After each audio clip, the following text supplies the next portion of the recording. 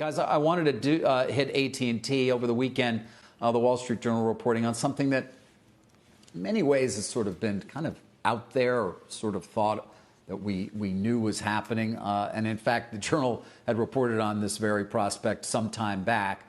But it is the case. AT&T is in talks at this point, I'm told, by people familiar with the situation. It's still fairly early days, but they are in talks with what are largely private equity firms about a potential sale of its DirecTV unit. Of course, this is a deal that I followed closely when it was announced. We even then had a lot of questions about the rationale behind it, despite what were Randall Stephenson's many reasons, Randall Stephenson, the former CEO of AT&T's many reasons as to why they did the deal.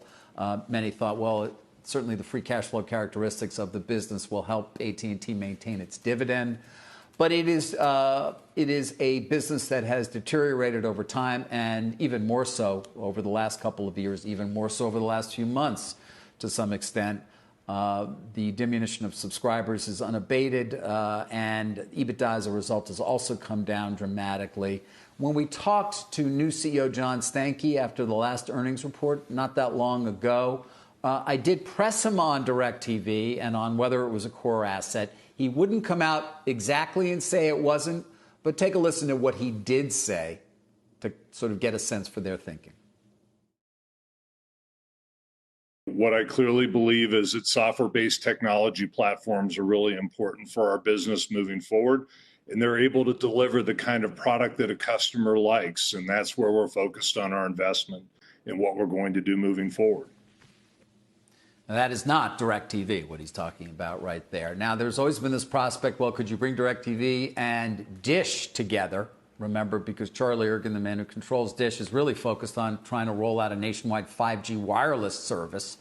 That's not going to happen here. There's no way, I am told, that AT&T is going to be negotiating with Dish to potentially combine the companies in some fashion.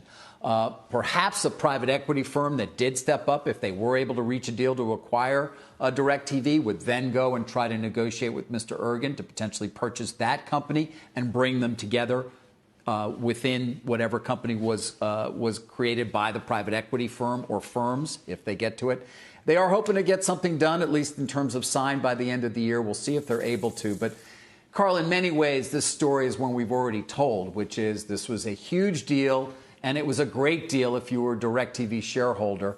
Mike White, who we've had on many times, should be applauded for the sale number that he got for this business to AT&T at that time. It has deteriorated since then. It does generate still a good amount of free cash flow, because remember, the CapEx requirements are not particularly large, so it does generate a lot of the cash does come right through. So it does have that going for it. But it also, unfortunately, has this going for it. And for those of you on the radio listening, my hand is going left to right, down.